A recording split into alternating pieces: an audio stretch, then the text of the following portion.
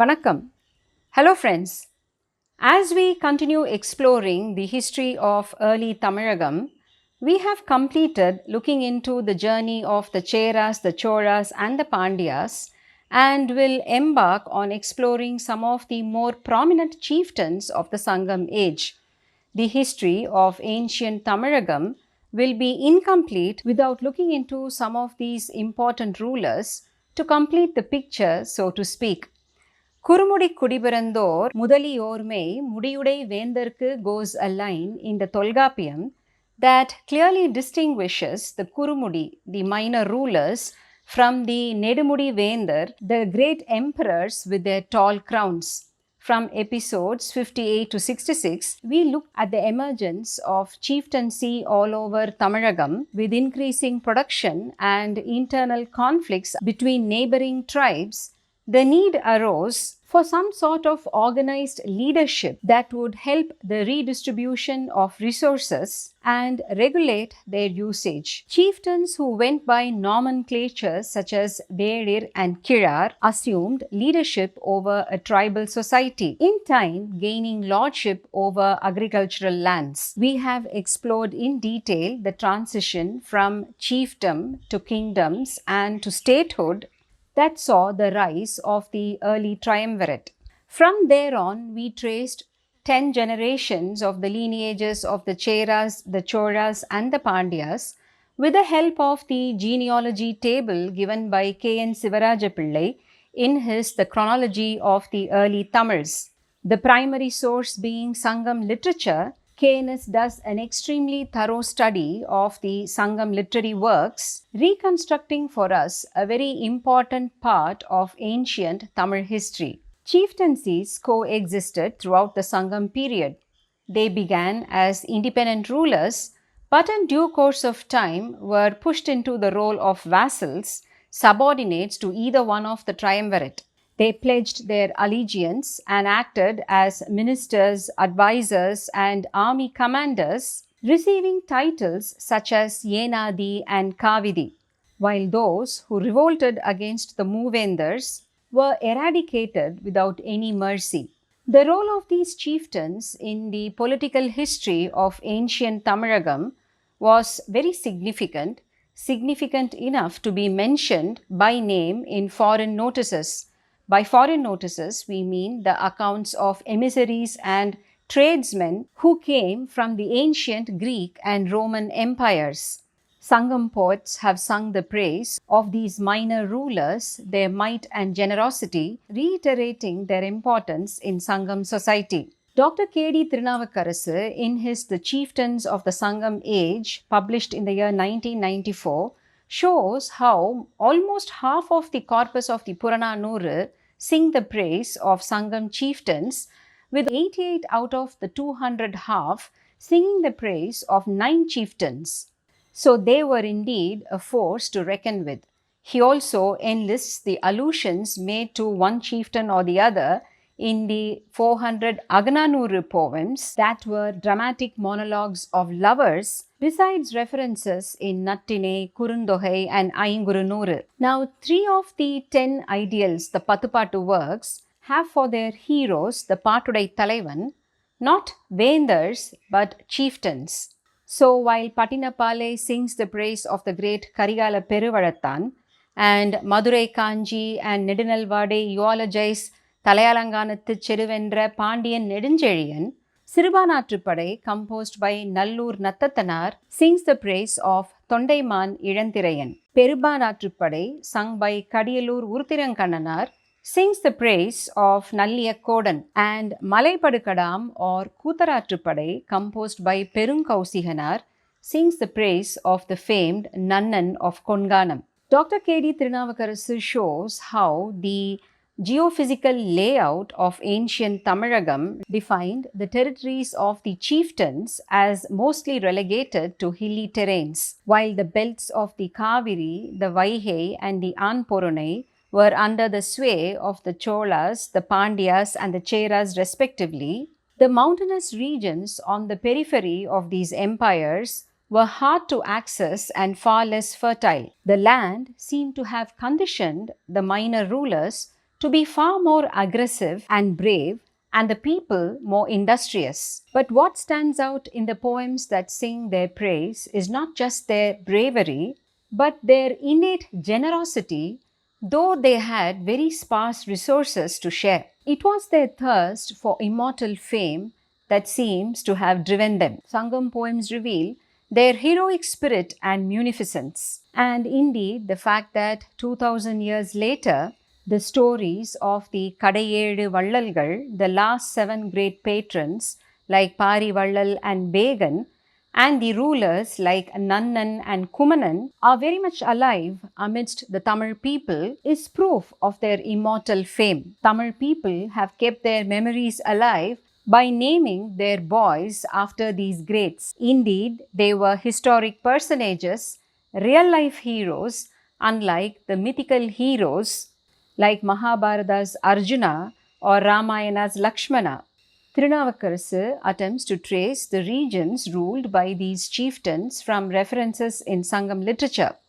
We have seen how in Tolgapiyam, in the Solladiharam, there is a sutram that defines the territories of Tamil Nadu based on linguistic divisions. Sendamil Serndha Pannir Nilathum goes the aphorism, where many a chieftain's territory lay outside the defining of Sendamil Nadu in the peripheral regions that today lie in Karnataka and Andhra. Described as Moripeyar Deyam, these were regions where pure Tamil was not spoken. Karkanadu, one of these divisions, lay in the southwestern part of today's Karnataka and went by the name Konkanam. This was the territory ruled by the famed Nannan, and this Konkanam formed the northernmost boundary of the Chera Empire. A poem in Nattinai shows how this region was famous for its gold reserves. Nattinai 391, Indi Palaithinai, composed by a Chera king Palai Padiya Perungadungo, about whom we saw in the previous episode, sings, Ponpadu Konkana Nannan Nalnattu Yelil Kundram Perinum Porulvarin Yaro Pirihirpavare.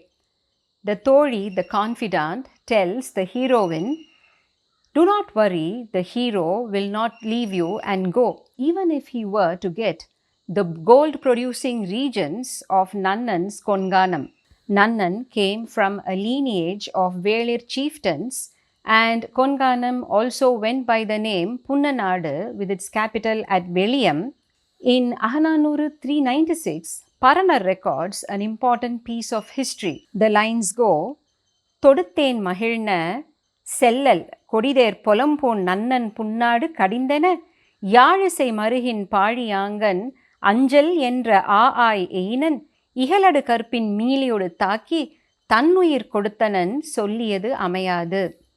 I am holding on to you, my lord. Please do not abandon me.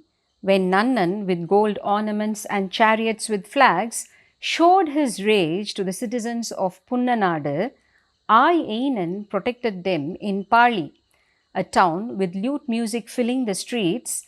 He fought well against Nannan's astute warrior Meeli and gave up his life. So this poem shows that apparently the territory of Punnanadu was under the rule of a minor chieftain Einan before Nannan captured it. This region also went by the name Tulunadu, and Professor Salato in his work Ancient Karnataka shows how the word Tulu in Karnataka meant to attack, which is akin to the meaning of Konganam in Tamil, Kol Kutal Kanam, where Kanam means forest. Kol not only meant kill, but also to plunder or taking forcibly. Home to a warlike tribe, Thirunavukkarasu explains how these chieftains must have carved out their territories from hitherto unoccupied mountainous forest regions, appropriating no man's land, and must have toiled very hard to make them habitable. The nature of the harsh land reinforcing and transforming into the fiery nature of its inhabitants. Param, Pali, Koduhur and Viyalur were 4 prominent towns in this region, and Viyalur today is known as Beilur. In Agananuru poem 97, Mamulanar sings, நரவு மகிழ் இருக்கை நன்னன் வேண்மான் வயலை வேலி வியலூர் அன்ன. Here Naravu meant Todi, Nannan presiding over Viyalur, where he offered a feast with free-flowing toddy. Incidentally, the most important port town of this region also went by the name Naravu. An Ahananuru poem 152 sung by Paranar, where the setting is such that the hero tells his heart, Nenju nadangu arum padartira vandu. My heart is trembling at being separated from the heroine. Her wavy curled 5-part hair, as lovely as the feathers of the joyous peacocks on the slopes of Pari in the Yeril mountains, belonging to Nannan of great fame, a great donor who rejoices in giving away elephants, lord of Param town, winning with victorious spears. Thus, the regions of Pari and Param, presided over by Nannan of the Yeril Malay, is clearly recorded here. This Yeril is taken by Dr. Balakrishnan in his Journey of a Civilization and is connected to the Sabdashringi, meaning 7 hills, in Nasik, Maharashtra.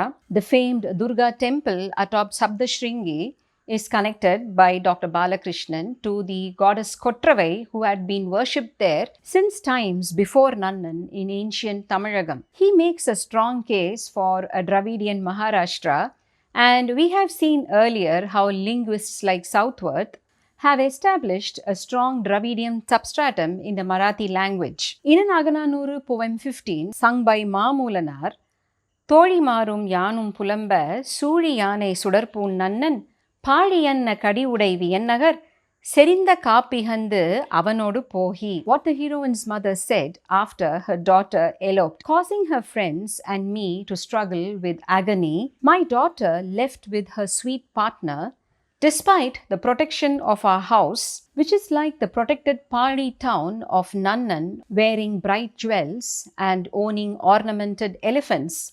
The opening lines of this poem reveal another piece of history as to who are the people who populated these regions.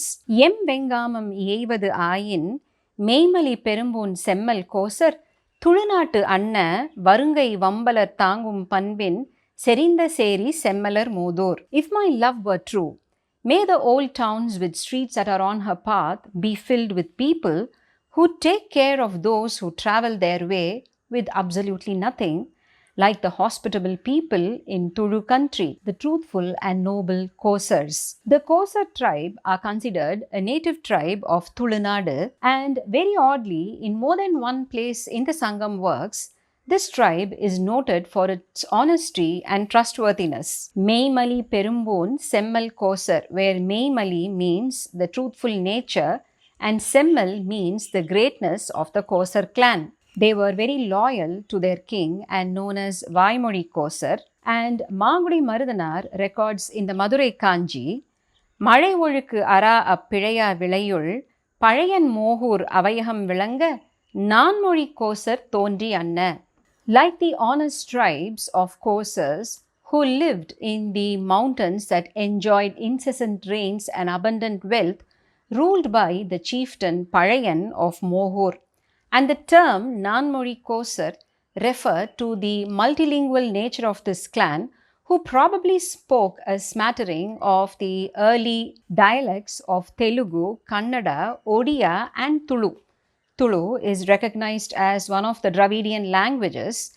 They were non-Tamil people who lived in a region where the overlapping of territories of people speaking different tongues forming a common settlement. This non-Tamil race was later incorporated into the armies of both the Cheras and the Pandyas on account of their fighting skills. Again, an interesting piece of history is recorded by Paranar, who sings the 5th canto of the Paditripattu in praise of the Chera king Kadal Pirakotiya Seran Sengutuvan. He records in poem 44 of how this Chera king attacked and destroyed the fortress of Palayan, seizing his war drum and cutting down his tutelary tree, the sacred neem, Arangal Tavuriyi Anangu Nighalndanna Mohur Mannan Murasam Kondu.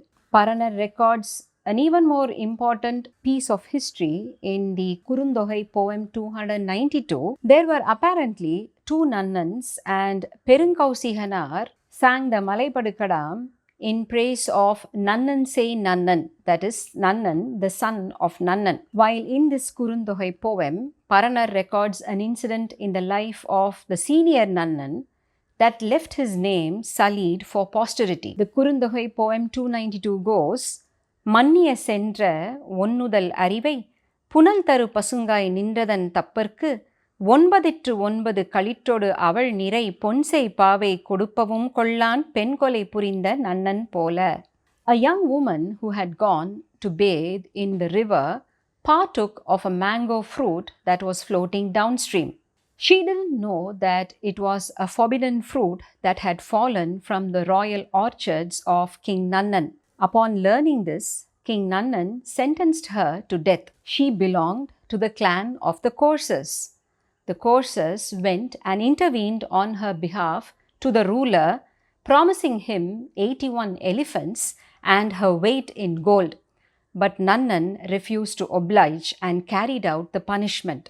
Thus, this Nannan became Penkolai Purinda Nannan. The coursers waged a war against this Nannan and defeated him, revenging the death of one of their tribeswomen. Now, there is a temple dedicated to a goddess Masani Amman in the Aanaimalai range near Pollachi. Local legend claims that it is the victim of this episode, the courser woman killed by Nannan, who was deified and worshipped here. The coursers are identified as the West Vadugars, who originated from the Kolhapur regions near Goa. It is interesting to note that their royal insignia was the boar, the Varaham, that later became the royal emblem of the powerful Chalukyas and then the pre-Pallavas. Now, Nannan of the next generation was loved by the people for his generosity and righteousness, and a number of Sangam poems render his praise. He seemed to have extended the territories under his sway to the Javada hills that form the western boundary of North Arcot district, also known as Naviramalai, from where originates the Seyyaru. At the foothill of this hill is a town known as Sangam, ruled by a Velir clan known as Sengan Mathuvel, and hence this Nannan earned the epithet Sengan Mathuvel Nannan. Iranyamuttattu Perungundur Perunkausiganar sang the Malaipadukadam in praise of this king. One of the Pathupattu works, Malaipadukadam, is also known as Kootharatruppadai and is a work of sheer joy to read. 583 lines which describe the beauty and bounty of the regions that surrounded the territories ruled by Nannan, the challenges that bards would encounter in reaching Nannan's well-protected fortress, and the great patronage that they would receive from him. Several nuances of the life of these nomadic bards, including their music and instruments, are recorded in this work. Vilnavil tadakkai mevarum perumpun, Nannan sei Nannan padarந்த கொள்கையோடு உள்ளினர் சேரீர் ஆயின் பொழுதெதிர்ந்த புள்ளினர் மன்ற என் தாக்குறுதலின் go a few lines. You and your family should go to Nannan, son of Nannan, who wears fitting large gold ornaments like flocks of birds that fly fast in the sky, and go towards the forest that shower fruits. He has great strength to ruin enemy lands. He is lovely and tender like the fresh stream waters when it comes to donating to bards who sing his praise. Think of him and go with hope. Consider meeting me a good omen. Nidiyam tunjum nivandu ongu varaipin padiyezhal ariya pazhangudi kelii. Nannan's ancient town with tall houses, its citizens are an ancient tribe who have never had the need to move away. Porunda devvar irundalai tumiya பருந்துபட கடக்கும் ஒழ்வாள் மறவர் கருங்கடை எக்கம் சாத்திய புதவின் அருங்கடி வாயில் ஐராது புகுமின். Enter without fear and hesitation through the protected gates guarded by warriors who chopped the black heads of enemies and threw it to the kites descending from the skies. They stand there with their spears resting against the walls near the doors. There are many in the common grounds who have come to receive gifts from him. There is nothing of historic value, however, in this work. Kadam means sound. Malai Padukadam means the sounds of the mountain against the backdrop of the sounds of the lute and drums and singing of the bards, all converging on Nannan's ancient war to enjoy his hospitality. A legend had it that Nannan had kept buried huge treasures of gold at Pali. Unfortunately, Nannan's Yeril Malai was Sanskritized in the most horrible way possible. Yeril, meaning Yeril, 7, was misread as Yelil, where Yeli, meaning rat, and was Sanskritized into the Mushika Parvadam, meaning the rat hill, and even a story emerged that this region was infested with rats, a story that the British had to come and clarify. A British collector named Logan has recorded in the Malabar Gazette that there was no truth behind this claim. Eventually, after the fall of Nannan to the Cheras and towards the end of the Chera rule itself, there rose a dynasty in these regions known as the Mushika dynasty that ruled right up till the 12th century Common Era, and there is even a Sanskrit work that records their rule that is known as Mushika Vamsakavyam. Powerful chieftains such as Nannan were a constant source of threat to the Moovendars.